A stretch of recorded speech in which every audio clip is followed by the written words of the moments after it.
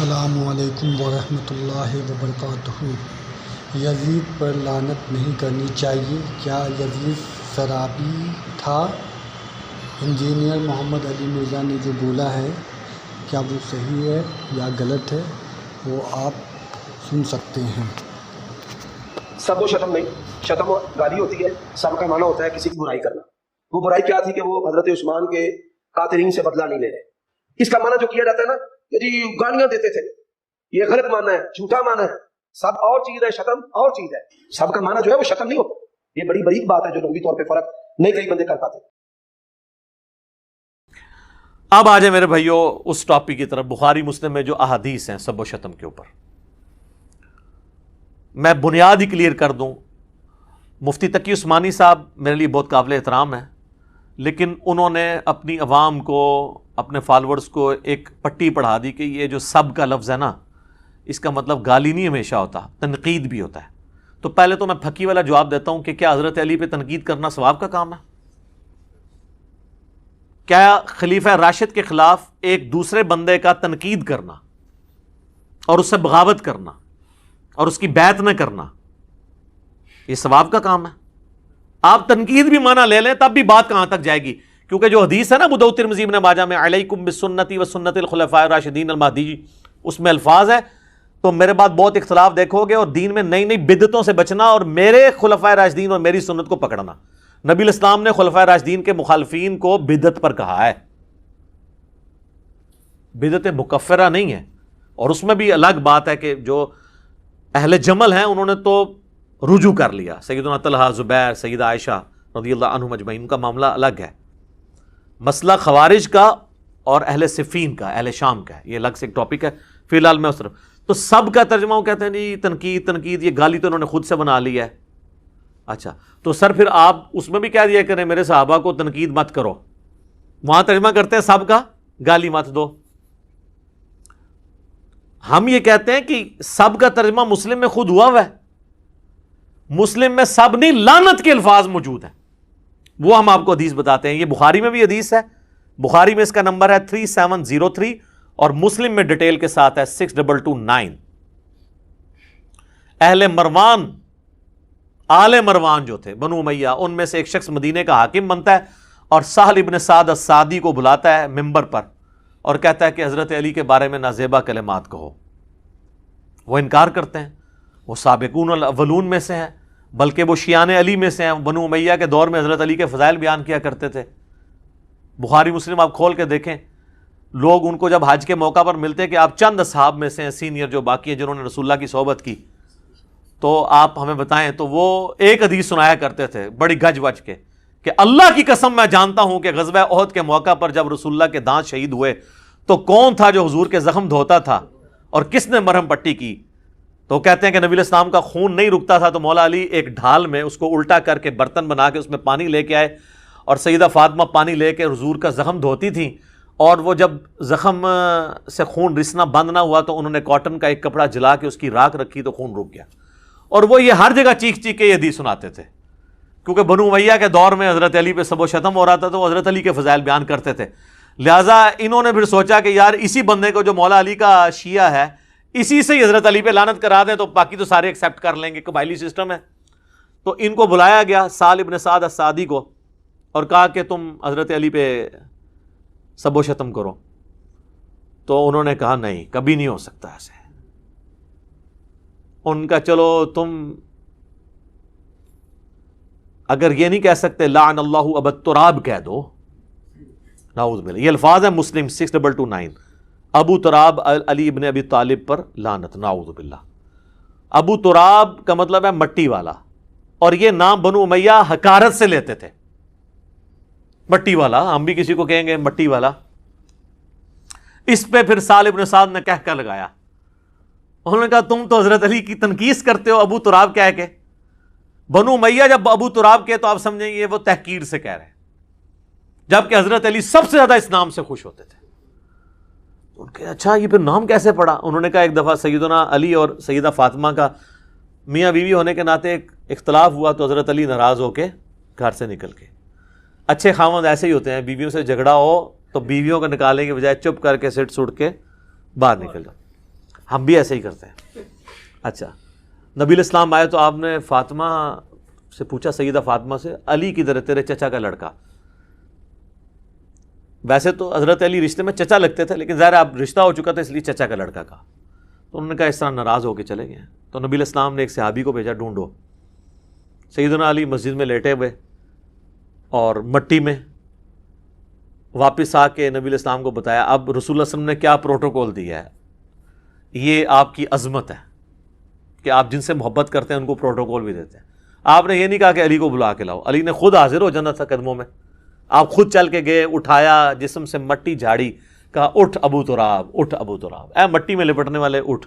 سیدنا علی کو یہ اتنا پسند آیا کہ انہوں نے اپنی کنیت ابو الحسن, حالانکہ لوگ انہیں ابو الحسن کہتے تھے, وہ اسے پسند نہیں کرتے تھے, وہ کہتے مجھے ابو تراب کو. تو وہ بنو امیہ کہتے ہیں کہ جی آپ ابو تراب بھی کہہ دو. انہوں نے کہا نہیں کہیں گے. تو یہ سب کا ترجمہ جو تقی عثمانی صاحب نے آپ کو پڑھایا ہے نا, تھوڑی کتابیں بھی پڑھ لیں, کتابوں پہ بھی غور کر لیں, مرنے سے پہلے اے مسلمان کر لیں اس پہ غور. کتابوں کا خدا اور ہے, بابوں کا خدا اور. کتابوں کا دین اور ہے, بابوں کا دین اور. کتابوں کے دین کو فالو کریں. اب آ جائیں میرے بھائیوں صحیح مسلم کی اس حدیث کی طرف. انٹرنیشنل نمبر کے مطابق ہے 6220. سعد ابن ابی وقاص رضی اللہ تعالیٰ عنہ,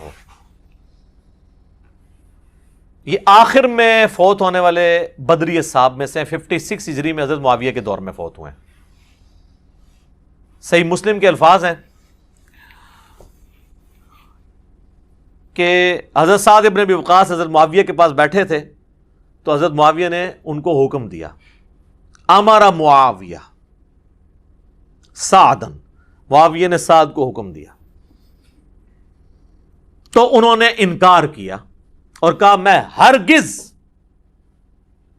پھر اس میں آگے الفاظ ہیں, جب انکار کیا تو حضرت سعد سے حضرت معاویہ نے پوچھا آپ کو کون سی چیز منع ہے کہ آپ ابو تراب پر سب نہیں کرتے.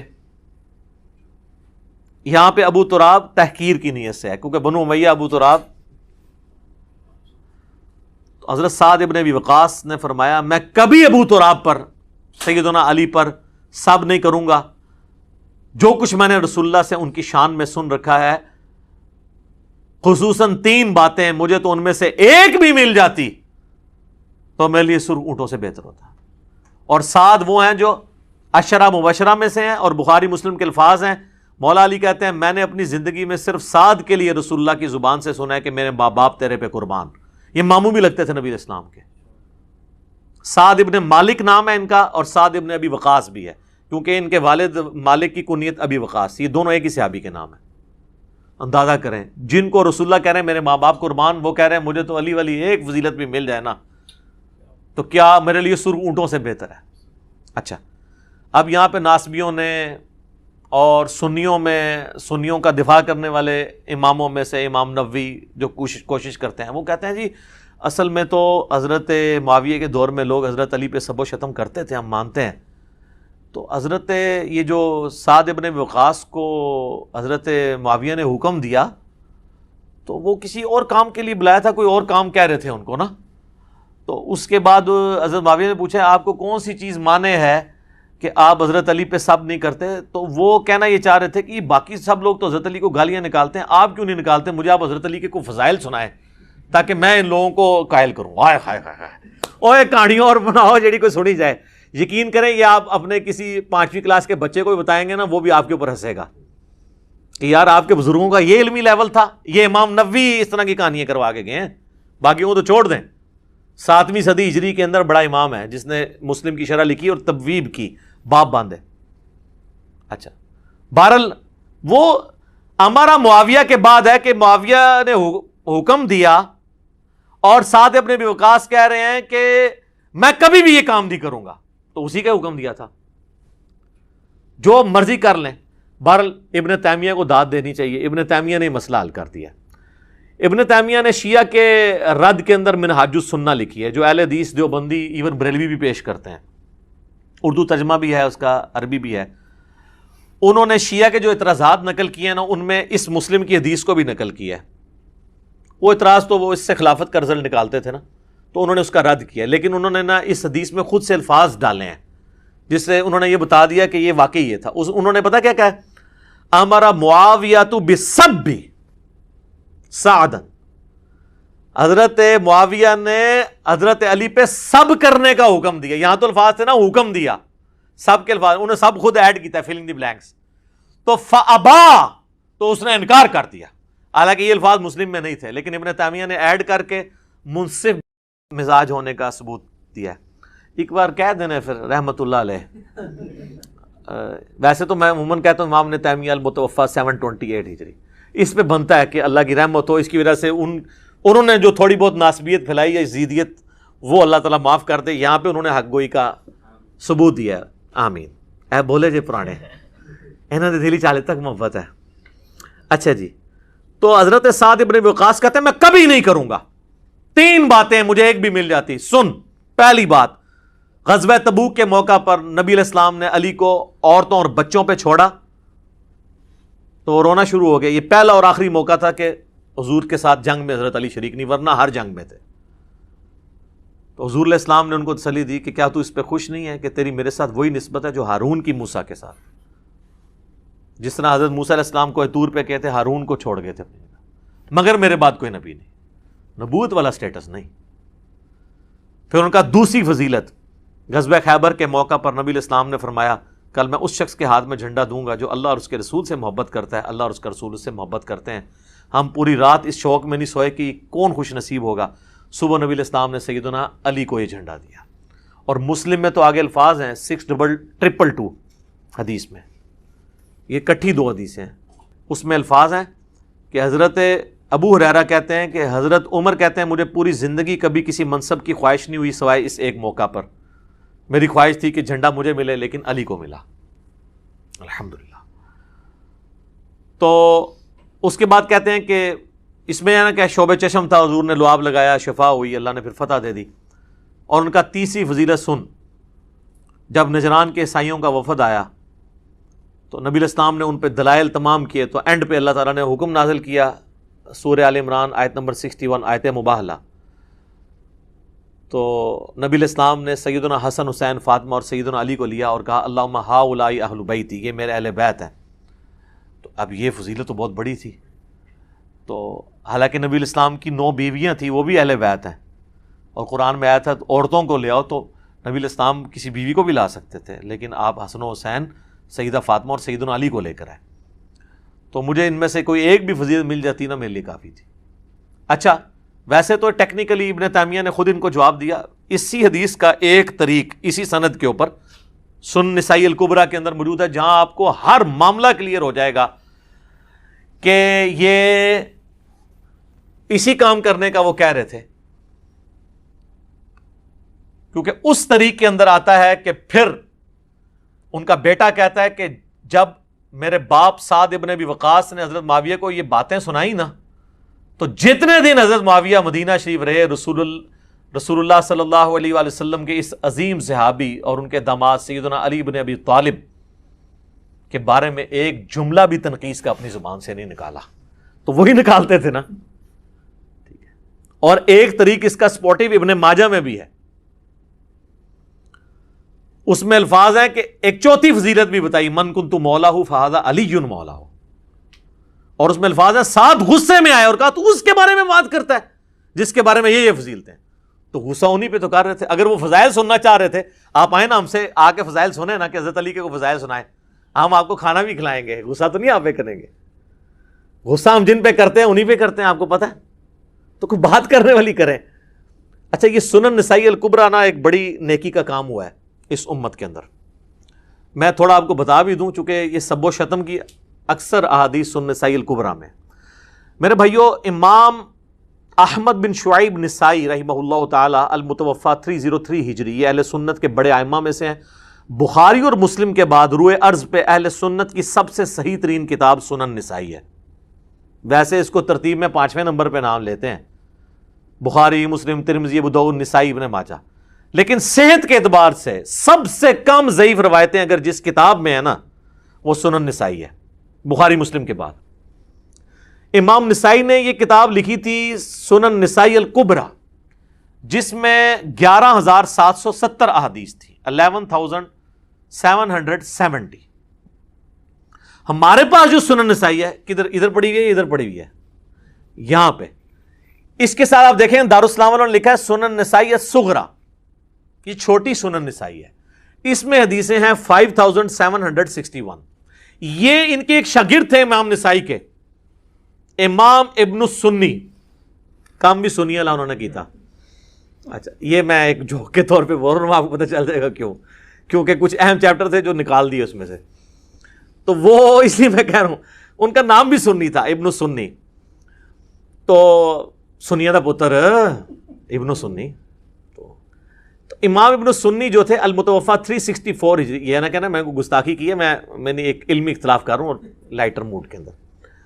انہوں نے نا اس کی تلخیص کر کے نا وہ آدھی حدیثیں کر دی، کدھر 11,770 اور کدھر 5,761، اور کچھ اس کے چیپٹر اس میں سے نکال دیے، وہی اصل چیپٹر سن۔ خیر ہے کوئی مسئلہ نہیں، تسی کڈے نہ سی پھر پا لینے وچ۔ اچھا دنیا میں یہ کتاب موجود ہے، عربی میں ہے، ابھی تک اس کا اردو ترجمہ نہیں ہوا، الصغریٰ کا ہوا ہے، اس کا نہیں ہوا ہوا، کبریٰ کا۔ دارالکتب العلمیہ بیروت نے چھاپی ہوئی ہے، PDF موجود ہیں، ہم ایک ایک انشاءاللہ اس میں لگائیں گے۔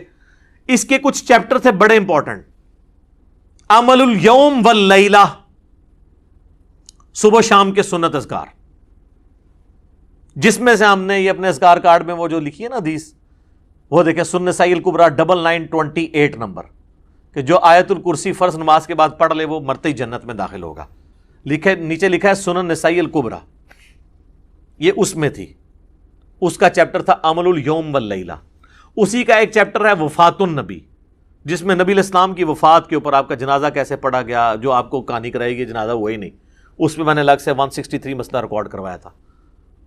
ایک اور چیپٹر ہے اس کا نام ہے فضائل قرآن، ایک اور چیپٹر ہے جس کا نام ہے فضائل صحابہ، اور ایک اور چیپٹر ہے جس کا نام ہے خصائص علی، جس کی لکھنے وجہ سے امام نسائی کو شہید کر دیا ناسبیوں نے، اور یہ دارالاسلام والوں نے باقاعدہ سنن نسائی کے تعارف میں لکھا ہے کہ امام نسائی کو محبت اہل بیت کی وجہ سے شہید کیا گیا۔ وہ جب شام گئے انہوں نے خصائص علی، انہوں نے کہا کہ شامی لوگ حضرت علی کو برا کہتے ہیں، تو انہوں نے حضرت علی کے فضائل بیان کیے۔ وہ تو یہی سمجھ رہے تھے ہماری طرح کہ اہل حدیث کو آپ قرآن و حدیث سے بتائیں گے تو مان لیں گے۔ انہوں نے 194 حدیثیں جمع کی، وہاں پہ درس شروع کیا، انہوں نے کہا یہ کون ہے بھائی علی، کیڑا علی؟ انہوں نے کہا بھائی علی علی ہے۔ انہوں نے کہا بھائی جی کو میرے شام دی کو فضیلت بیان کرو، انہوں نے کہا میرے شام کی تو فضیلت میں کوئی چیز نہیں ہے، وہ برابر چھوٹ بھی جائیں تو بڑی بات ہے۔ ان کا کوئی تو ہے، انہوں نے کہا ہاں ایک ہے، پھر آپ سن نہیں سکو گے۔ انہوں نے مسلم کی حدیث سنا دی کہ خدا اس کا پیٹ نہ بھرے، وہ ان پہ ٹوٹ پڑے اور ان کو شہید کر دیا۔ تو یہ ایک علیحدہ سے ایک ٹاپک ہے، تو اس پہ آپ نے ڈیٹیل سننی ہے تو میرا یوٹیوب پہ کلپ ہے حضرت معاویہ رضی اللہ تعالیٰ عنہ کاتب وحی، تو اس میں نے بتایا تھا کہ یہ کاتب وحی والی روایت بھی آدھی بتاتے ہیں دلائل النبوہ سے۔ اس پمفلٹ میں نے خیر وہ ساری لکھی ہوئی ہیں۔ تو امام نسائی کو، اچھا امام نسائی بھی کہا جاتا ہے، زبر سے بھی پڑھا جاتا ہے، دونوں درست ہیں، عموماً امام نسائی کہا جاتا ہے۔ تو امام نسائی نے یہ چیپٹر لکھا، اس میں خصائص علی بھی تھا۔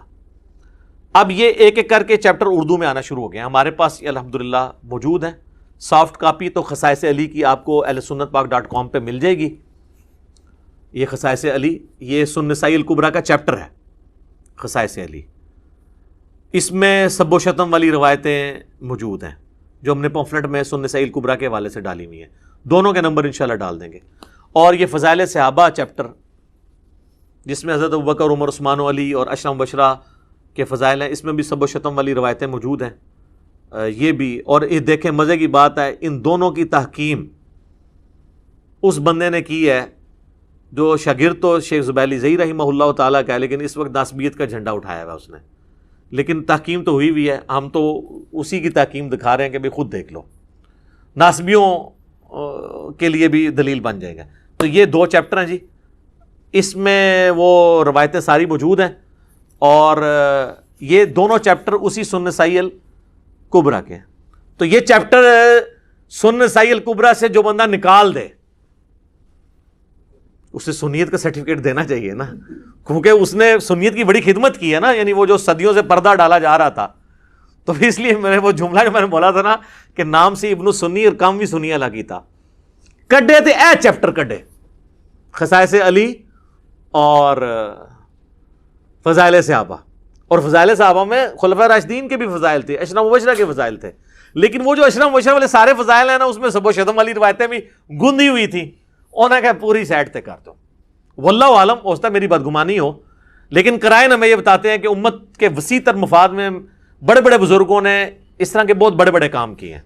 وہ آج آپ کو کچھ میں روایتیں بتاؤں گا کہ وہ کیا کیا کام کیے ہیں. سنن نسائی الکبریٰ کا تعارف ہو گیا. اب اسی میں سے ایک اور روایت سنیں. ایک تابعی کہتے ہیں میں سعد ابن ابی وقاص کو ملنے گیا تو وہ ہم سے پوچھنے لگے کہ میں نے سنا ہے کہ تم سیدنا علی کو گالیاں دیتے ہو. میں نے عرض کیا کیا واقعی آپ نے ہمارے متعلق ایسی بات سنی ہے؟ تو انہوں نے فرمایا ہاں ایسا ہی ہے, شاید تم نے بھی ان کو گالی دی ہو. میں نے عرض کیا اللہ کی پناہ کہ ہم کبھی کوئی ایسی حرکت کریں.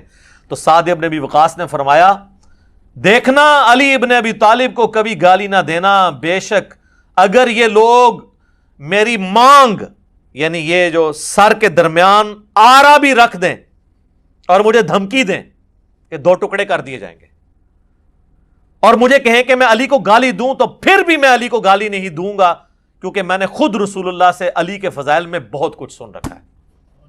اچھا یہ کون تھے؟ وہ کوئی ایرانی فنڈڈ لوگ تھے جو حضرت سعد کو کہتے تھے کہ علی کو گالیاں دو.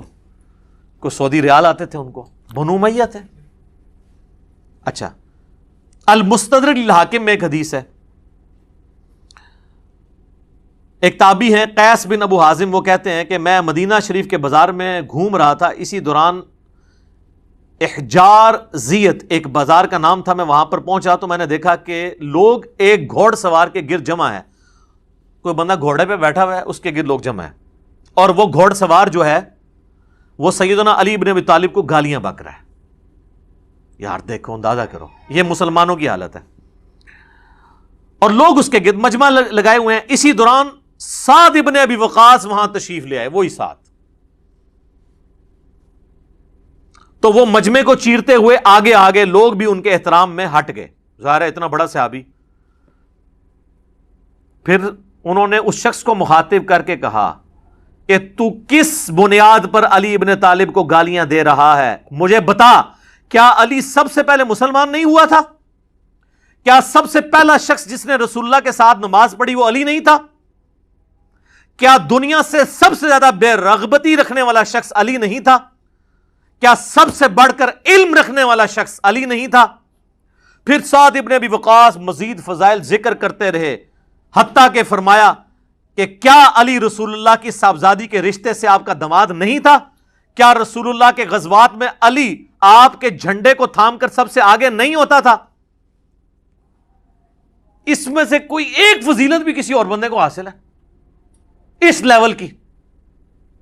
داماد حضرت عثمان ہیں لیکن نسل نہیں چلی, اہل بیت جو ہیں وہ اولاد علی ہے. پھر حضرت صاحب نے اپنا منہ قبلے کی طرف کیا اور دونوں ہاتھ اٹھا کر کہا اے اللہ, یہ شخص تیرے ولیوں میں سے ایک ولی کو گالیاں بک رہا ہے, اس ہجوم کے منتشر ہونے سے پہلے اپنی قدرت کا مظاہرہ دکھا.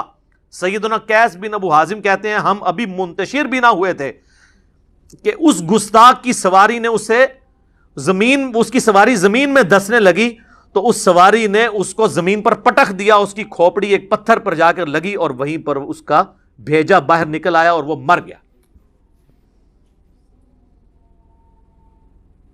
اذانیں شروع ہو چکی ہیں انشاءاللہ, بقیہ کی احادیث اذانوں کے وقفے کے بعد صلی اللہ علیہ وسلم.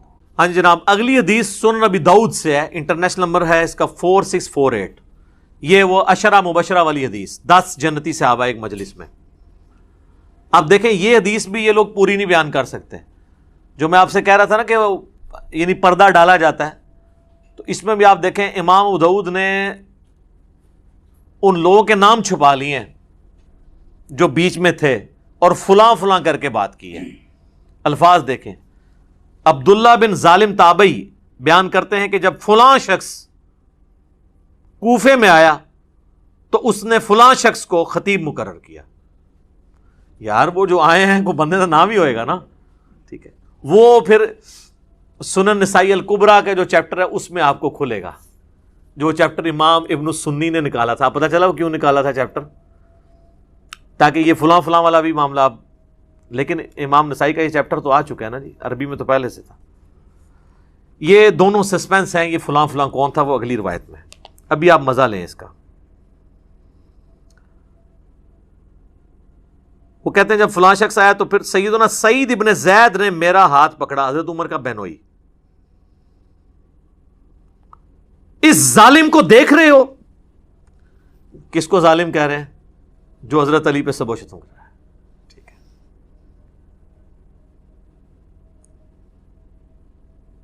سیدنا عبداللہ بن ظالب تابعی بیان کرتے ہیں کہ پھر سیدنا سعید بن زید نے فرمایا 9 افراد کے بارے میں جنتی ہونے کی گواہی دیتا ہوں، اگر 10ویں کا ذکر کر دوں تو کوئی گناہ کی بات نہیں ہوگی.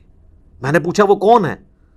تو انہوں نے فرمایا کہ رسول اللہ صلی اللہ علیہ وآلہ وسلم کوہ ہیرا پر کھڑے ہو کر فرمانے لگے، اے ہیرا پہاڑ تھم جا، تجھ پر اس وقت نبی یا صدیق یا شہید تو موجود ہیں. پھر میں نے پوچھا وہ 9 افراد کون ہیں؟ تو سعید ابن زید نے کہا کہ رسول اللہ صلی اللہ علیہ وآلہ وسلم، ابو بکر، عمر، عثمان، علی، طلحہ، زبیر، سعد ابن ابی وقاص، عبد الرحمن بن عوف. یہ کل 9 ہوئے. اس میں حضرت ابو عبیدہ ابن جرح کا نام نہیں ہے. ابو عبیدہ ابن جرح کا نام جو ہے نا وہ ترمذی والی حدیث ہے 3747 عبد الرحمن بن عوف سے، اس میں ہے. اور ایک دوسرا شخص جو 10واں ہے وہ بھی جنت میں. تو ان کا یہ وہ 10واں کون ہے؟ تو پہلے تو انہوں نے کوشش کی کہ نہ بتایا جائے. ان کا 10واں میں ہوں، سعید ابن زید. اچھا جی، یہی حدیث جب آئی ہے نا سنن نسائی الکبریٰ میں، جس میں امام داؤد نے لکھا فلاں شخص فلاں کو ملنے ادھر آیا تو اس نے فلاں کو کھڑا کیا. اب سنیں وہ کیا کہتے ہیں. سیم سند ہے. عبداللہ بن ظالم تابعی رحمہ اللہ بیان کرتے ہیں کہ جب حضرت معاویہ بن ابی سفیان کوفے میں آئے تو حضرت مغیرہ ابن شعبہ نے کچھ خطیب مقرر کیے. یہ دونوں فلاں فلاں نام آگے، جو کہ سیدنا علی پر زبان درازی کر رہے تھے. الفاظ یتناولون، حضرت علی کے عیب بیان کرنے لگے. چنانچہ سعید ابن زید نے میرا ہاتھ پکڑا اور فرمایا اس ظالم کو دیکھتے ہو؟ یہ ایک جنتی شخص پر لعنت کروا رہا ہے. کون؟ یا مغیرہ ابن شعبہ کو انہوں نے کہا یا حضرت معاویہ کو. یہ مجھے کہتے ہیں جی ظالم مغیرہ کے الفاظ کدھر ہیں؟ وہ تو میں بتاؤں گا کہ وہ 6 دفعہ انہوں نے کہا اوئے مغیرہ، اوئے مغیرہ، کیونکہ اس حدیث میں الفاظ ہیں کہ انہوں نے اوئے مغیرہ کو 3 دفعہ ریپیٹ کیا، تو 6 ہو گیا نا. تو میں رجوع کرتا ہوں، میں نے پچھلی دفعہ کہا تھا 3 دفعہ کہا، انہوں نے 6 دفعہ کہا. میں بھی رجوع کرتا ہوں چیزوں پہ. ٹھیک ہے جی، وہ آگے آئے گی حدیث. تو ایک جنتی شخص پر لعنت کرواتا ہے. پھر انہوں نے 9 افراد کے بارے میں گواہی دی. پھر وہی والی حدیث ریپیٹ ہو جاتی ہے کہ وہ کون سے جنتی ہیں، 10ویں خود. سنن نسائی الکبریٰ میں ایک اور حدیث ہے اسی فضائل صحابہ والے چیپٹر میں. یہی تابعی کہتے ہیں کہ میں سعید ابن زید کے پاس آیا تو میں نے عرض کی کہ کیا آپ اس ظالم شخص پہ تعجب نہیں کرتے کہ جس نے سیدنا علی پر سب و شتم کرنے کے لیے خطیب مقرر کیے ہوئے ہیں. یہاں پہ سب کا لفظ نہیں ہے، یشتمون علی. تو شتم کا لفظ تو ہوتا ہی گالی کے لیے ہے، تنقید کے لیے نہیں. وہ کہتے ہیں سب کا لفظ یہ تھے، اس میں الفاظ ہے. تو انہوں نے فرمایا کیا وہ ایسا کرتا ہے واقعی؟ جبکہ میں گواہی دیتا ہوں کہ 9 افراد جنت میں ہیں. پھر انہوں نے وہی حدیث سنائی عشرہ مبشرہ والی، اور 10واں پھر اپنا ذکر کیا. اب یہ حدیث صحیح ابن حبان میں، مسند احمد اور کئی کتابوں موجود ہے. اب آ جائیں ایک اور حدیث جو سنن نبی داؤد کے اندر موجود ہے. سنن نبی داؤد سے عشرہ مبشرہ والی حدیث ہی نہیں بیان کر سکتے. 4650 ایک تابعی ہیں، وہ کہتے ہیں کہ میں فلاں شخص کے پاس کوفے کی مسجد میں بیٹھا ہوا تھا اور اہل کوفہ بھی موجود تھے. پھر امام داؤد نے فلاں لکھ دیا. فلاں کا کوئی نام ہی ہوئے گا. کوفے کی مسجد میں، بڑی جامع مسجد میں بیٹھا ہوا تھا. وہ فلاں کون تھا؟ وہ حضرت مغیرہ ابن شعبہ تھے. امام احمد بن حنبل نے یہ حدیث نقل کر کے ان کا نام بھی لکھ دیا. امام داؤد کو شرم آئی کہ میں فلاں کر کے نام تو چھپا رہا ہوں. ظاہر ہے انسان کا ضمیر تو ملامت کرتا ہے، سچائی تو پھر کھٹکتی ہے. آپ حیران ہوں گے اس حدیث کے بعد نا امام داؤد نے ایک حدیث لی ہے، اس میں تو انہوں نے فلاں لکھ دیا. دونوں حدیثوں میں فلاں فلاں کر کے نا فلاں کو بچا لیا. پھر اس کے بعد اچانک ایک حدیث لے کے آتے ہیں جس کا اس پورے چیپٹر سے خلافت کے کوئی تعلق نہیں ہے. اور وہ حدیث یہ لے کے آتے ہیں کہ جب سہیل ابن عمرو صلح حدیبیہ کے موقع پر حضور علیہ السلام سے معاہدہ کرنے آیا تو وہ بار بار حضور کی داڑھی کی طرف ہاتھ بڑھاتا تھا. بعض لوگوں کو عادت ہوتی ہے نا داڑھی کو ہاتھ لگا کے بات کرنا یا ٹھوڑی کو. تو کہتے ہیں ایک شخص وہاں کھڑا تھا جس نے اپنے تلوار کی جو ہاتھ والی سائڈ ہے نا جہاں سے دستی اس کو پکڑا جاتا تو وہ اس کے ہاتھ پہ اس نے ماری. اس نے کہا اپنے جو ہے نا ہاتھ رسول اللہ کی داڑھی سے پیچھے کر. تو وہ کہتے ہیں وہ شخص حضرت مغیرہ ابن شعبہ تھے. اس حدیث کا خلافت کے چیپٹر کے ساتھ کوئی تعلق ہے؟ وہ اصل یہ بتانا چاہ رہے تھے کہ یہ جو فلاں شخص ہے نا وہ مغیرہ ابن شعبہ ہے اور وہ صحابی ہے اور صلح حدیبیہ کا صحابی ہے.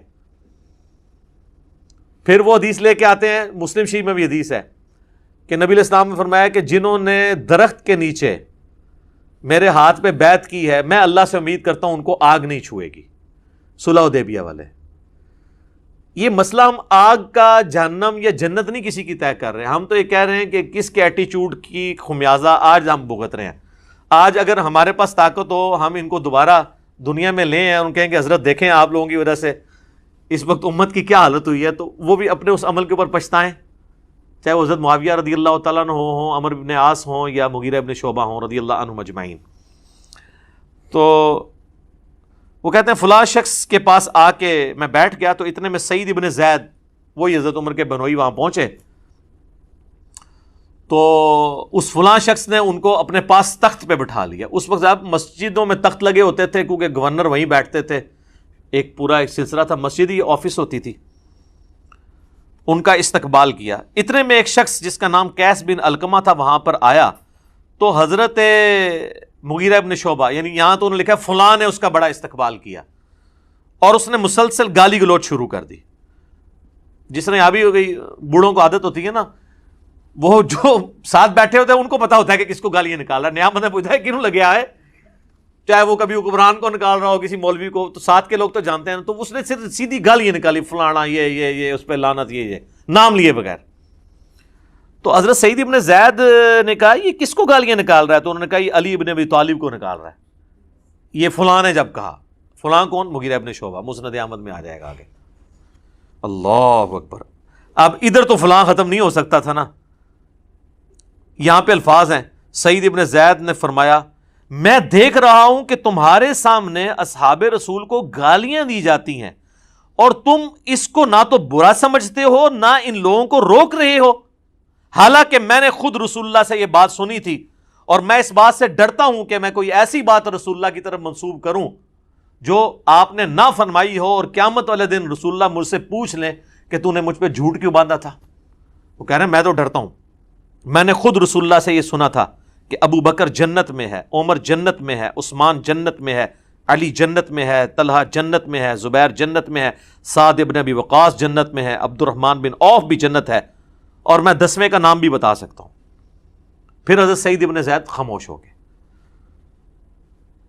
مسجد میں آوازیں بلند ہونا شروع ہو گئیں کہ وہ 10واں شخص کون ہے. تو انہوں نے فرمایا وہ 10واں شخص میں ہوں, سعید ابن زید. اللہ. پھر فرمایا تم سب سن لو, رسول اللہ کی مائیت میں کسی صحابی کا چہرہ غبار آلود ہونا تم میں سے کسی کے سارے عمر کے نیک اعمال کرنے سے بہتر ہے, خواہ اسے سیدنا نوح علیہ السلام جتنی عمر ہی کیوں نہ دے دی جائے. یہ آپ کو حدیثیں تو بیان کرتے ہیں, آپ کو یہ نہیں بتاتے یہ حدیثیں کن لوگوں کو سنائی جاتی تھی, جن لوگوں کا آپ دفاع کر رہے ہیں اور جن کے فضائل آپ کو سنانے چاہیے ان کے فضائل سنانے کو آپ رافضیت کہتے ہیں. تو پھر سب سے بڑے رافضی تو سعید ابن زید ہوئے, نعوذ باللہ. یہی حدیث پھر مسند احمد میں نے پورا اس کا ایک طریق نقل کیا, اس میں الفاظ موجود ہیں, اور اس میں الفاظ ہے جب وہ گالیاں دیتا ہے نا وہ قیس بن علقمہ, تو حضرت سعید ابن زید غصے میں کہتے ہیں اوے مغیرہ, اوے مغیرہ, اور حدیث کے الفاظ ہیں وہ 3 دفعہ کہتے ہیں, یعنی 6 ہو گئے. تو کہتے ہیں یہ کہاں؟ وہ کہتے ہیں جی صحابی سے اس طریقے سے تو نہیں بات کر سکتا تھا. یار حضرت علی پہ لعنت ہو رہی ہو تو یہ کہا جائے گا کہ پیارے مغیرہ بھائی جان یہ کیا کر رہے ہیں آپ؟ آگ ہی لگے گی نا ایک سابقون الاولون میں سے سعید ابن زید کو. ٹھیک ہے. اللہ اکبر. پھر انہوں نے پوری وہ حدیث بیان کر دی. ایک اور حدیث سنن نسائی الکبریٰ کے اندر ہے، وہی فضائل صحابہ والے چیپٹر میں. اس میں تو واضح الفاظ ہیں کہ وہی تابعی عبداللہ کہتے ہیں کہ حضرت مغیرہ نے خطبہ دیا اور اس میں سیدنا علی کو سب و شتم کا نشانہ بنایا، تو اس پہ سعید ابن زید نے فرمایا میں گواہی دیتا ہوں کہ میں نے رسول اللہ سے خود سنا تھا، اے ہیرا پہاڑ تھم جا، تجھ پر اس وقت نبی، صدیق اور شہید ہی تو ہیں. پھر نبی علیہ السلام نے فرمایا ابو بکر، عمر، عثمان، علی، طلحہ، زبیر، سعد ابن ابی وقاص، عبد الرحمن بن عوف اور سعید ابن زید سب جنت میں ہیں. عشرہ مبشرہ کی رٹ لگائی ہوتی ہے اہل سنت کے ہاں، یہ عشرۃ مبشرۃ حدیث بھی نہیں 10 جنتی صحابہ کی بیان کر سکتے، آدھی بیان کرتے ہیں. ایک اور حدیث سنن نسائی الکبریٰ کے اندر یہی تابعی کہتے ہیں کہ میں سعید ابن زید کے سامنے بیٹھا تھا تو وہ فرمانے لگے ہمارے حکمران ہمیں حکم دیتے ہیں کہ ہم اپنے بھائیوں پر لعنت کریں.